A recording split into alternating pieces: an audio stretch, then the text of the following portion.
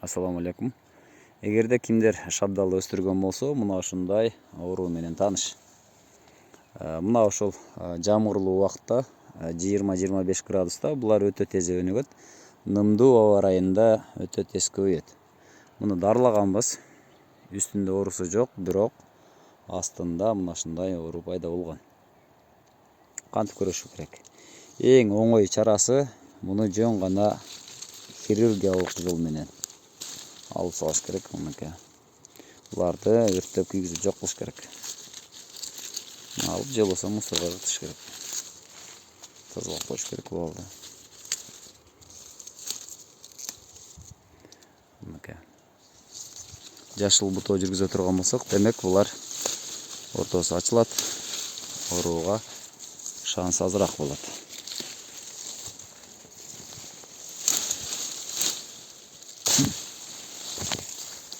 Мына кыйла ачып койдук.